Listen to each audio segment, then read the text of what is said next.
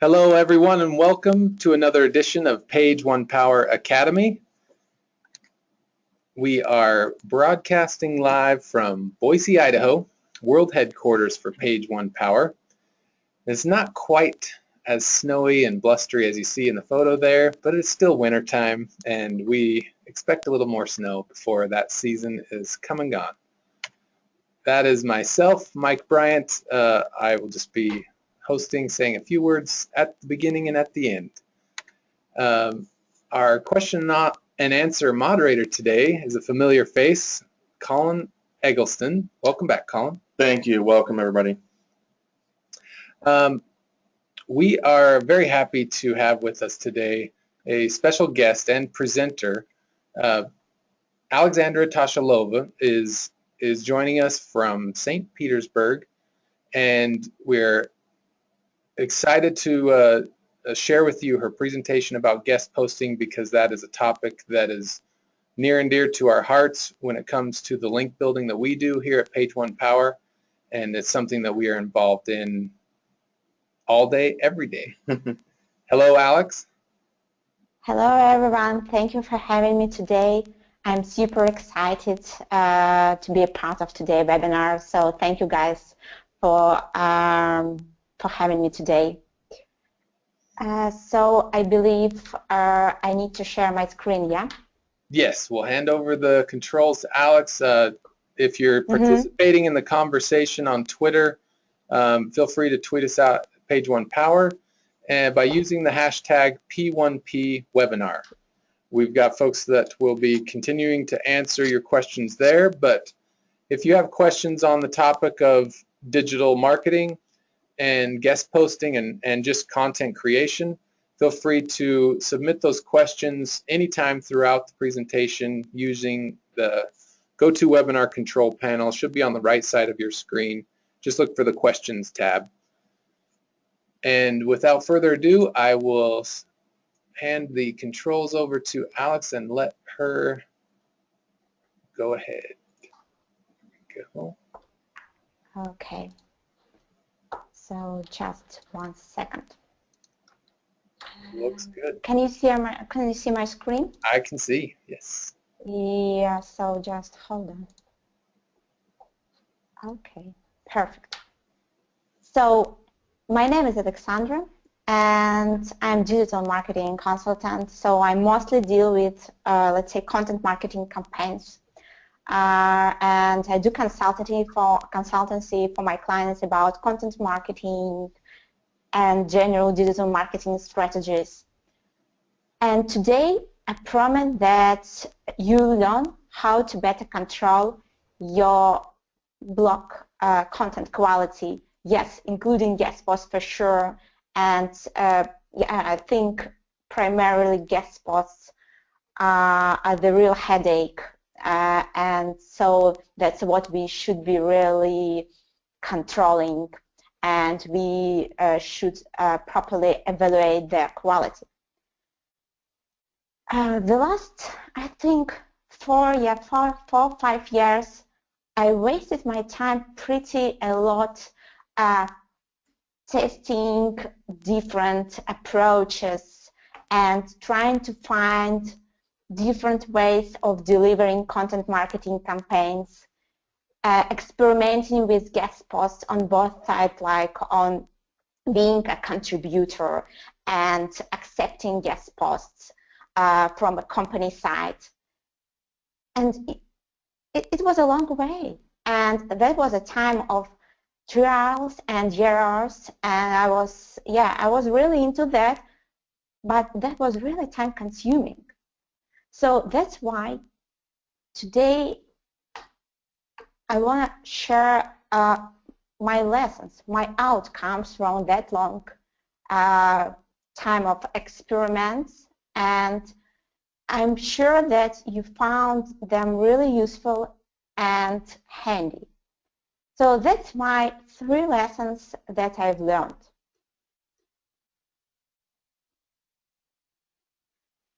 The first one is about social media. That shares, they are not so reliable. So I can't say right now that I really trust the social media shares. So honestly, they are not reliable. And I had, that was a story, content marketing campaign that happened with me in the end of last year. That was my personal project. And I delivered the digital marketing agency survey.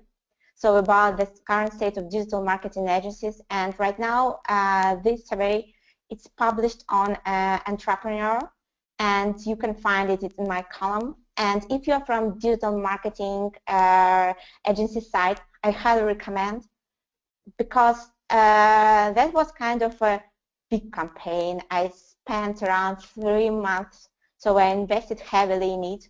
I was working hard in order to deliver it, and it was like the type of campaign that was properly scheduled. So I was controlling, so I controlled each step, and I involved various companies in order to support it, in order to boost visibility, and they helped me distribute it, because that was like a survey, it was like a research based on survey. And finally, I delivered my piece. And you know, that was like a feeling of super excitement, because I was confident that this kind of a content should have paid dividends to me. On the other hand, I was so total. Yeah, I was that kind of a feeling that I had, that I was delivering a proper campaign with a really good insights and input to a market. That kind of a feeling that I was proud of myself. And finally, it was published. So I was really observing how it's trending in terms of social shares, which is pretty obvious, and that kind of a thing that you can really observe quickly. And when it finally gained around 3,000 shares, I was super happy, because that's what I was investing in that, and it paid me off. So that's my kind of expectations. And then, yeah, I was like, yeah, I earned it. I was happy about that. But that's kind of emotional side. So I mean, like, social share, they're not related to business goals. That's not kind of data that really make you feel that your business goals was successfully delivered with the help of your content marketing campaign.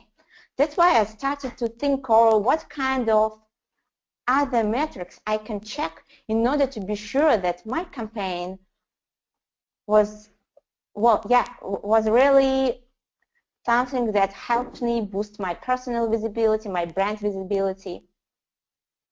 And I thought, okay, if I received so much shares on Twitter, for example, I should have received a good boost in visibility on my Twitter profile.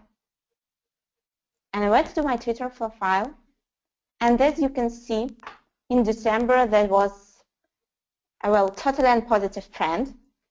And that was like the month, the December was exactly that month when I published my research. I was like, what? Firstly, I was frustrated. Then I was depressed. Then I started to check numbers over and over, but that was like that. So nothing was changing with those numbers. It was like some time I was considering what's going on and why it has happened. Then I was curious, okay, I received so much shares, and it didn't influence my Twitter profile visits. That then it's probably, so the problem in shares, in quality of shares. That's why, yeah, I tried to dig deeper, and I tried to answer a question, how how it has happened.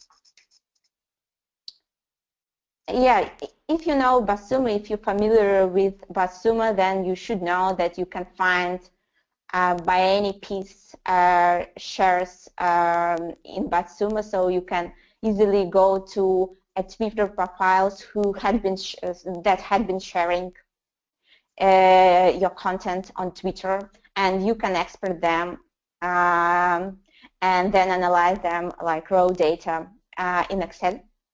And that's what I decided to do as well.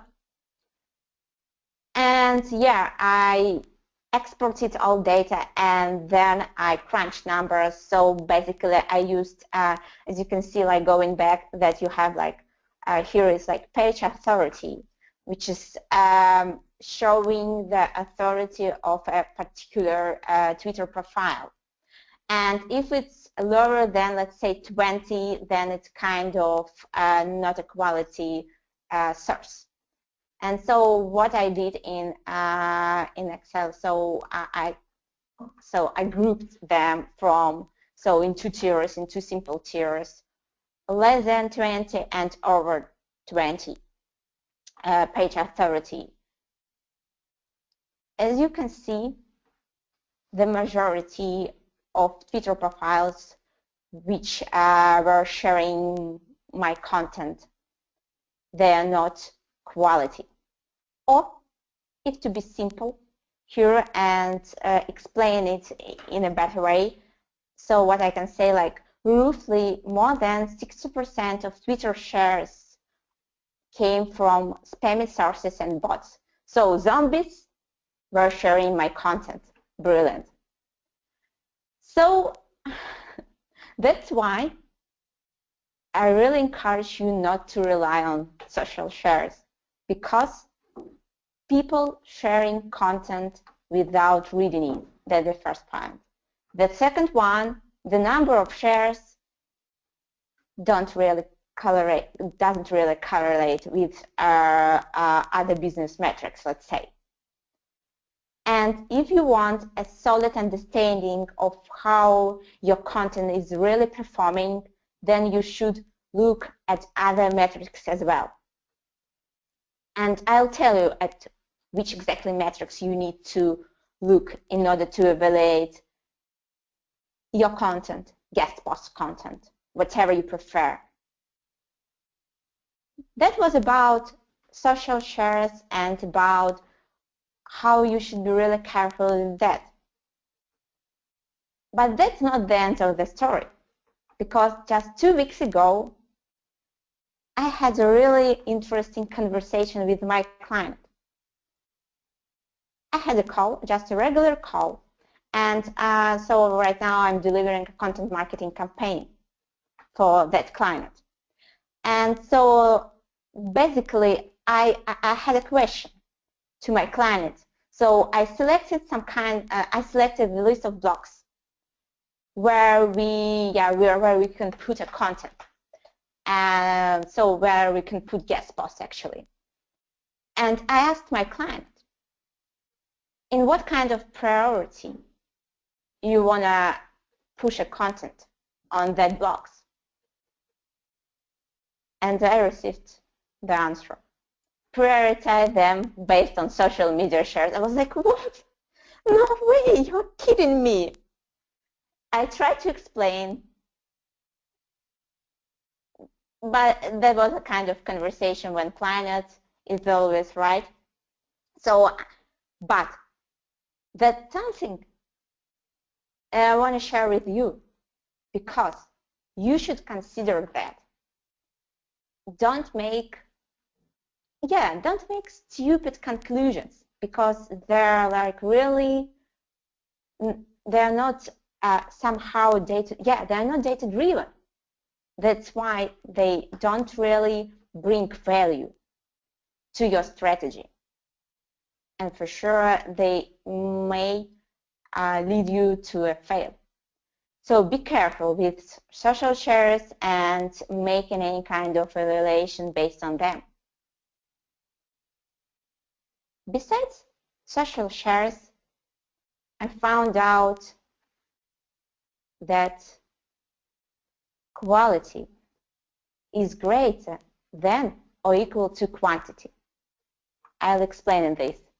Yeah, it's a bit complicated, but I'll explain. So first of all, I've just checked a website with it's like aggregating the world statistics, and it's about like the number of, for example, it has a number of blog posts, and today number it's around 3 million blog posts so per today. That's the number of blog posts which we have today. And that kind of a noise, a huge number of articles, and if you select quantity, then it's really hard to stand out. There are a lot of blogs, and you can't really stand out in that noise if you won't be wise in order to select what kind of messages and what kind of posts you are pushing on your blog. And I was, yeah, so at my previous job, I was a part of a team that decided that quantity is much better than quality. And they were like, they were writing digital marketing blog. And they did, well, I think it was around 2 or 3 blog posts per day. And that's ridiculously a lot. But the thing is, me personally, being a part of digital marketing community, I wasn't really care about that blog. And I'm not really care about that. So honestly, I don't read that blog because it's a waste of time. I don't like the quality of content.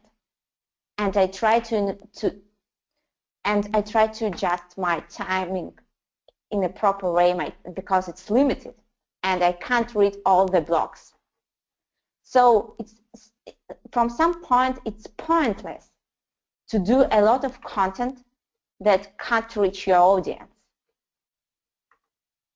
But that's about, like, let's say, average landscape. And I thought about looking at top blogs because, for example, I love Moz blog, and I think it has an outstanding content, and I really recommend it. For reading, for browsing new digital marketing trends, for learning as well. That's an awesome blog. And from the other hand, I thought, okay, we have Moz, and let's make a comparison with why not Search Engine Journal, because that's another really popular, high-quality blog. So that's going to be a really fair comparison. And that's what I found out. That's a screenshot from Summa. So what I see from from these numbers, first of all, Moz has around 5 times less articles than Search Engine Journal. But if we look at social shares, they're nearly the same. But as you remember, I told you that social shares, they are not good enough to blindly rely on them. That's why we're going to dig deeper. That's a screenshot from SimilarWeb. And I highly recommend you to try this too. They have a free site, they have a paid site. That's from paid site. That's a really good tool if you want to know what's going on in terms of traffic channels and other data on other websites, on competitors' websites, or any, let's say, like any website in your niche, for example. So what we see from that graph, that most social media traffic has about the same number as search engine journal, but as you remember, 5 times less content. It doesn't tell a lot about fails or about, let's say, succeeds.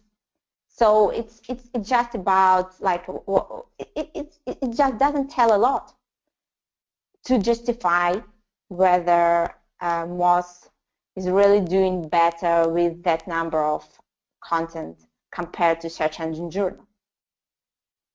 That's why I thought about looking at additional numbers. And that's top 10 articles for search engine journal and for Moz. Shares are okay, but what's really important here? Look at number of referring domains and backlinks. Moz is simply killing search engine journal. They have ridiculously more referring domains and backlinks compared to search engine journal. So what I'm trying to say here, that when you select quantity, you spend even more resources compared to quality.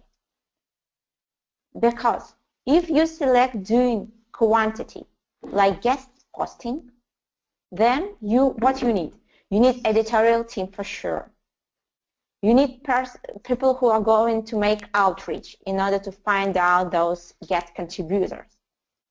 So probably you will need some kind of, probably you will need additional resources to put those blog posts into admin sections besides editing it like as text. So that's a lot of work, and probably I'm not like trying to say that that's the best way to do it, but personally, yes, I think so. So I share the idea that it's better to do less rather than doing more.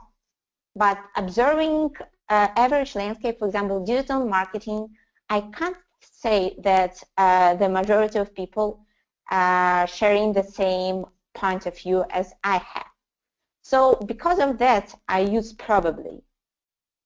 So let's say probably it's better to be focused on quality rather than quantity. Because there is another reason why it can be really hard to have a really good quality when you do a lot of content, because it's hard to keep a balance, and it's obvious that you need a lot of resources to do it in a proper way. So give a consideration about what you really want to reach, whether you are really interested in having in pushing a lot of content on your blog, or being like a Moz, an expert. Yes, less, but really authority. So more or less, it's somehow giving a good overview of a market and a content problem. And talking about my last lesson. What was my last lesson? It's about free content. I found out that there is no free content, especially in digital marketing industry. And yes, in the internet as well. I can hardly say that any guest post it's really free, because links are still the major ranking factor. And if we still have links as the major ranking factor, then there is no free content, because all guest content is triggered by interest in links or mentions. It can be links or mentions, but from my point of view, mentions are less harmful for your blog rather than links. Because links, they're sending traffic from your blog to other sources which might be not relevant to your readers. And I found out, so as I've already mentioned, I read a lot of different blogs. And I found out that there's a bunch of digital marketing blogs that's following the wrong strategy. That's a guest post from one of the blogs, whereas you can see it's, I'm sorry, I missed your title, but it's about mobile optimization. As you can see here, like an abstract about like starting paragraph, for example, call to call and blah, blah, blah. And I thought about like, what is those call to call? And what would be if I click? And I clicked on that call to call. And I found out that it's a mobile provider. And it's not relevant to mobile optimization. That's not a story about call to call research about mobile optimization. So whatever it is just a link to their client. Yes, as it's written, our long-term client call to call. But what is the value of this link as for a reader? Because I read a blog post about mobile optimization, and it's quite logical that this link should help me better solve my problem about mobile optimization. But call to call has nothing to do with mobile optimization. Just a mobile provider. Okay. So that's kind of a things that making your readers unhappy, because it's confusing, it's disappointing, and it's even sometimes it's super frustrating. And that's another one story. I was some time ago. I was browsing. I was browsing SMR blog, and I found out this one. Check review of iPhone 6 rechargeable case. Really? On SMR digital marketing blog? Is it relevant to me? Well, I think I want to read something about digital marketing, yeah? Not about rechargeable cases and promotion of one-by-one company. So that what I think, what I feel when I see those content on the blogs on which, let's say, I don't expect to see it. That those, I don't know, it can be like blog owners, blog content teams, they don't respect me as a reader. And that's why I feel not happy about their content. So I'm totally unhappy about that content. And it's moving me from a loyal reader to, I don't know, to just a person who doesn't care about that company and that brand. So to summarize this, I think that irrelevant or low quality content leads to your unhappy audience. But when you accepting guest spots, pushing alive new content, you are trying to build a loyal community of people who are likely to purchase your product. That's the idea around your blog. That's your main target. But you're totally ruining it when you push alive irrelevant, low-quality content.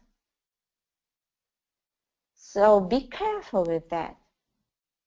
Don't do that. Don't follow that wrong strategy just because that's a free content.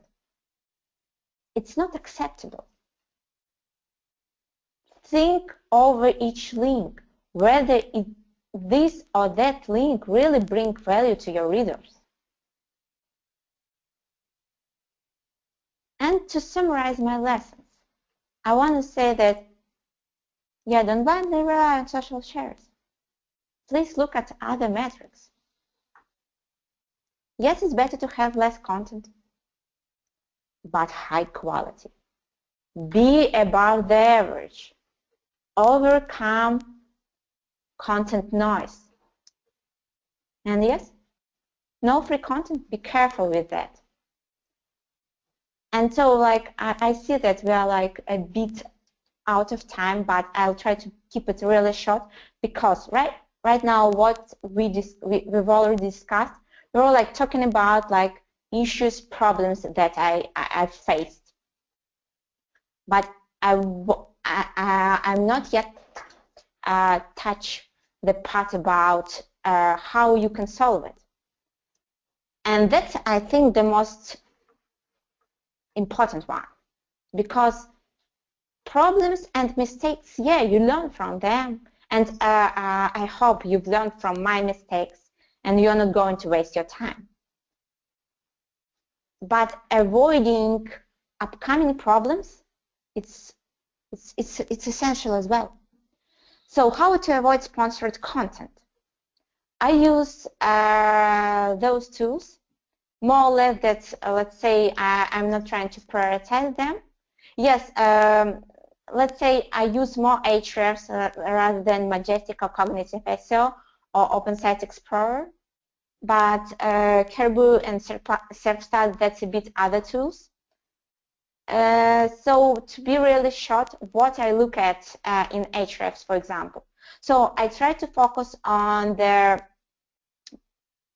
number of backlinks and referring domains when I check any domain which let's say looks suspicious to me when I see it in the content. And I try to look at those proportions, and I think like Summa proportion, it's a good proportion. What else? I look at a stable trend of new leads. So that's the second one I highlighted, and that's Summa has the perfect trend. It's supernatural. When you see like peaks and drops, that's a bad signal. So something not right with that domain. So when you see like, for example, drops, that might be that domain was penalized because and they're right now disavow all their links. So that's well, let's say for me it's suspicious. But if I see that's kind of numbers and a positive trend, then it tells me a good story. Also, I found out that that's plenty of problems when you've already pushed a live content and then you realized that you want to check it in terms of what kind of domains linked from those content to your blog. And I think Ahrefs has the perfect solution for that. It's called linked domains, and what they have domain rank in it, and what you can do, you can filter out from lowest, so the less the domain that have the less quality to, I mean, like in terms of authority and other factors, to the most quality, and by just looking at those domains and figuring out whether you still need those links or you don't need them. And that's Majestic, and I love in Majestic that you have an automatic tool to categorize a content on any domain, so which is published on any domain. So you put a domain name, and then you see a trust flow and topical trust flow, and also categories. So as you can see, all the backlinks profile of Summa, it looks really relevant to digital marketing industry, and all those links they're totally not so they're not suspicious, they're not spammy. So if you're struggling with evaluating the quality of links manually, then you can use any tool like Kerbu or link research tools or any others that do it automatically. So there is only one issue that, for example, in majority of those tools, you also need to have not only subscription on Kerbu or link research tools, you also need a subscription at least on Ahrefs or Majestic. Or OpenSite or most OpenSite Explorer, because they pull data from their sources, so they just make scoring without having backlinks database. And the last one, it's like when I'm really doubting and I'm really not sure about the quality of domains which I'm checking.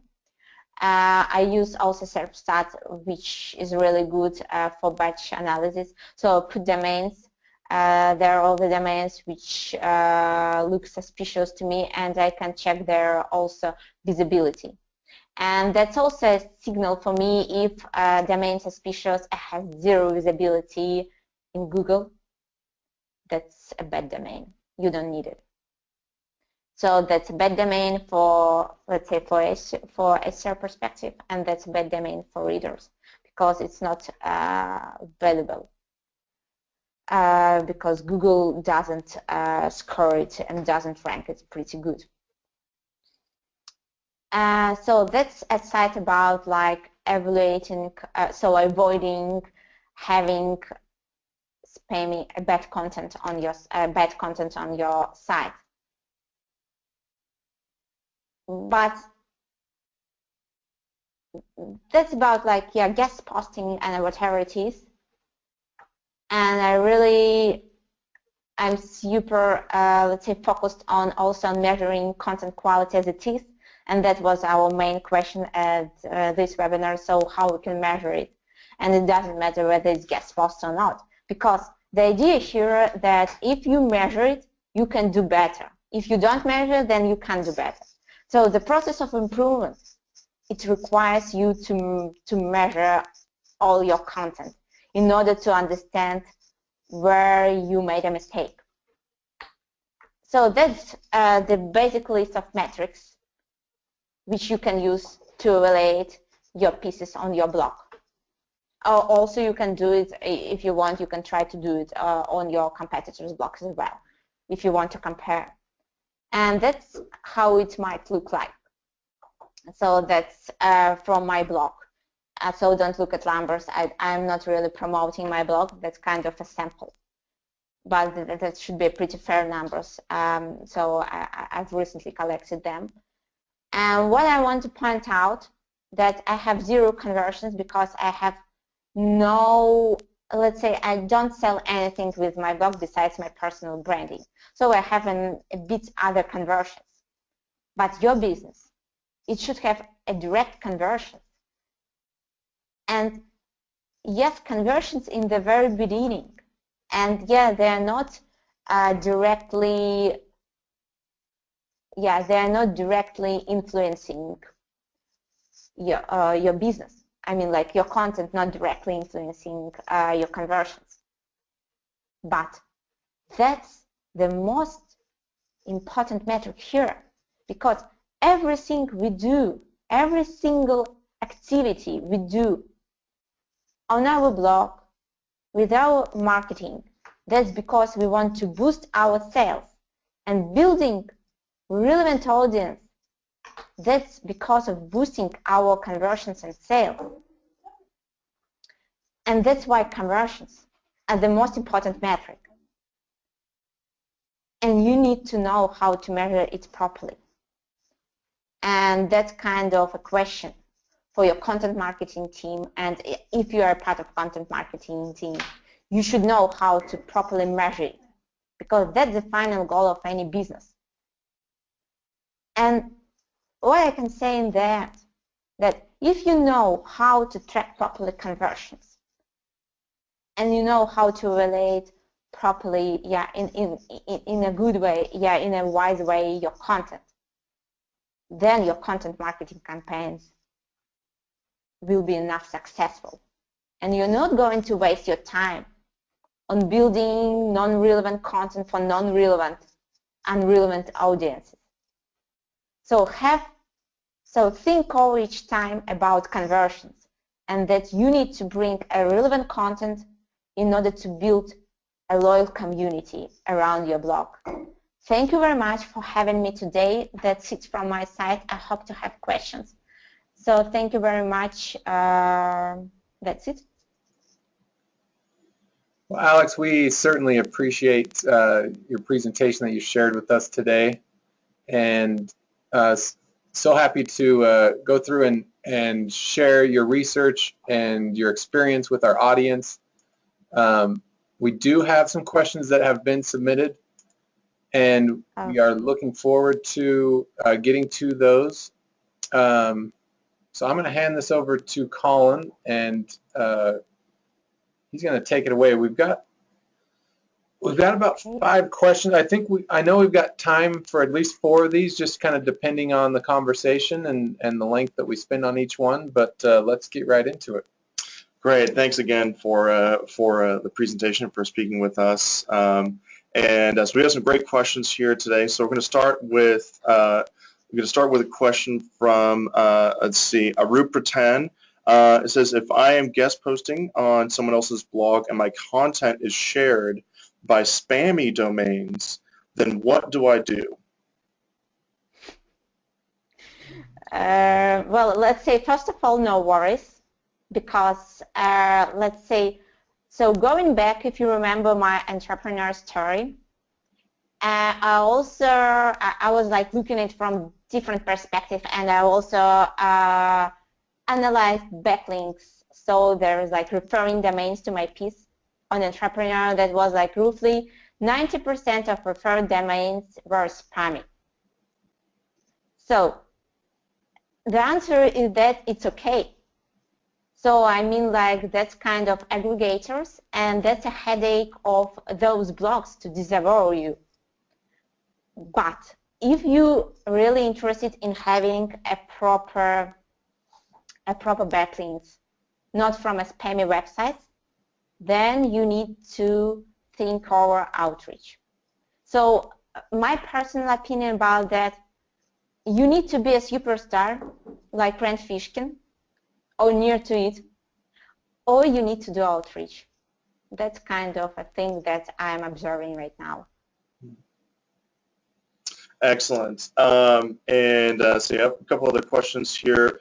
One from Devin asking about if the purpose of an article is to fill it with links, is it really valuable? Kind of talking about that there. So what are your thoughts on that? So hi Devin, thank you very much for your question first of all. And so am I right that the question is that just doing guest post content solely for SEO purposes? Am I right? Right, just for it looks like he's trying to get, if I'm writing it just for the links, then kind of where's the value in that, or kind of expand upon that. Well, let's say it's a horrible question, especially to me, because I just was talking around 20 minutes about quality and blah blah blah.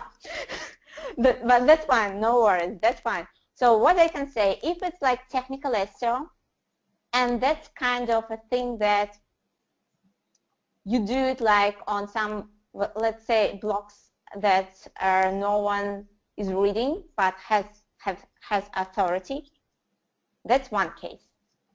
But if you do it on blogs that have referral traffic, that might bring you referral traffic, then that's a bad content. That's a really, really bad content that you shouldn't produce, because what it does, it harms your reputation, and it harms your relationship with that third-party blog. So I think creating all those kind of bad signals for your business and for, let's say, like creating such kind of environment around you, it's not a good way to do it. So do a technical SEO with the technical content, or do a proper content. I think that's pretty fair here. Excellent. No, I agree. I agree as well. You know, especially emphasizing the quality, you know, quality content, getting that out there. Yeah, links are maybe kind of a part of that mix, but yeah, definitely emphasizing strengthening the brand through quality content. We have another question here about a question from marketing. From marketing, it says, how much of a difference is there in SEO value between a link in the author's byline versus a link inside the content of the article, like an in-content link? Okay, really good question. Thank you, marketing. That's an awesome name. Thank you very much for your question. And so what I can say here, that's a huge difference for sure, because when you do it in a content, first of all, you have a really good probability to receive a referral traffic. That's the first one. So that if it's a relevant blog, that there is a high probability that those users, they might convert, and that's really good.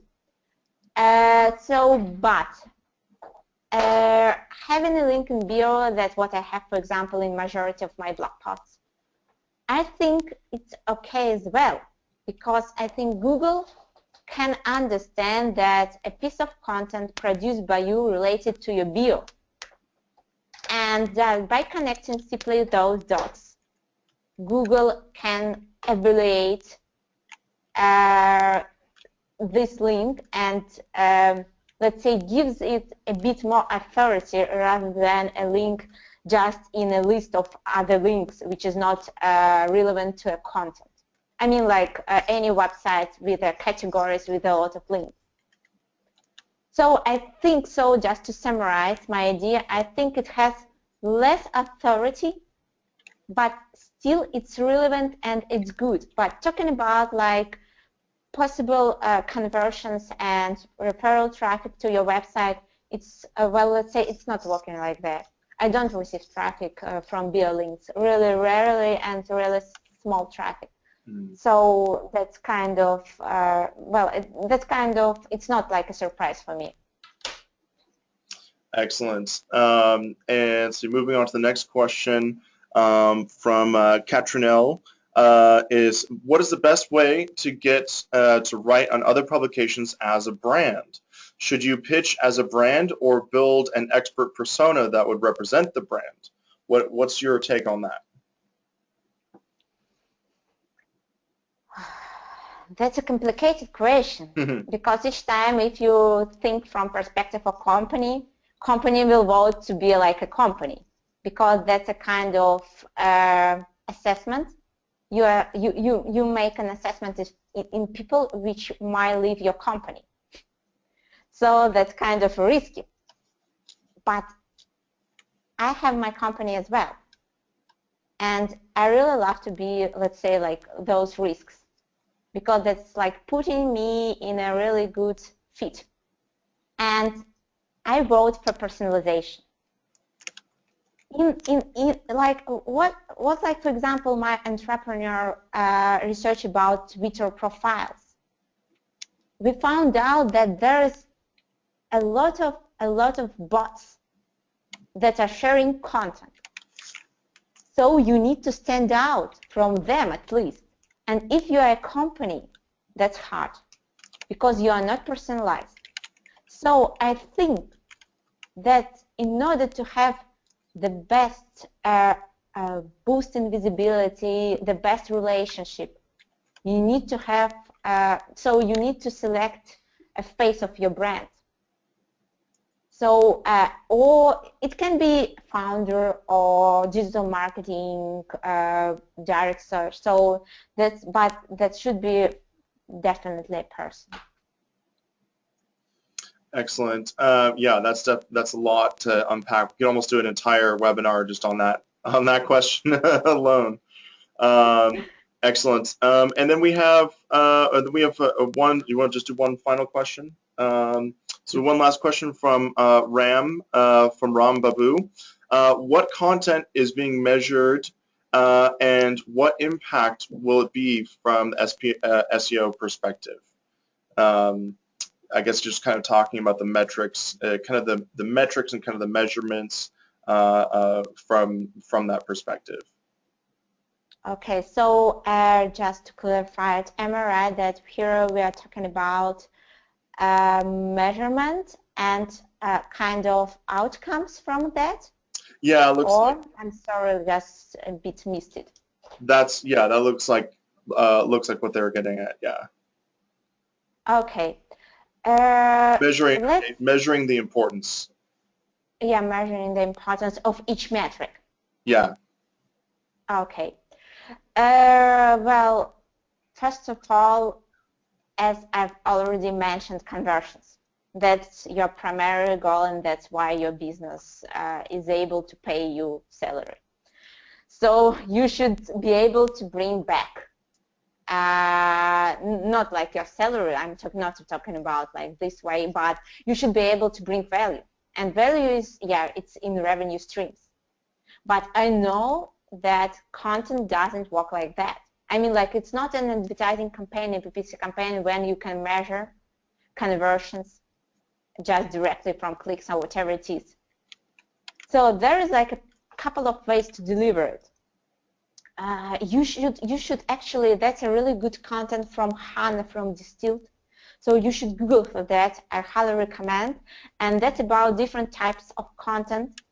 And she's talking about a sales content, and that kind of content that you might be also focused on in order to show conversions. So it's a strategical planning in order to get conversions. But let's say after conversions, I will vote for backlinks and referral traffic. So if your content could generate backlinks, and from those backlinks, not technical SEO backlinks, referral traffic, then it's a successful campaign. It's really, really good, because the majority of blogs that I'm observing right now, I'm doing consultancy, and I'm just reading because I'm time to time and checking everything because I'm curious. So what I see, they have 0 or near to 0 backlinks. So that's my answer. Very good. Well, excellent. I think that's all the time we have for questions today. Just want to thank you and thank everybody for your great questions. Really kind of helps drive the conversation forward, and we love talking about this. That's why we're here. We love talking about digital marketing solutions and SEO and links and all that wonderful stuff. So thanks everybody for your time today. Thank you. Bye-bye. Have a lovely day. Thanks, Alex. We appreciate it. Thank you. Bye-bye. Take care. All right. Bye.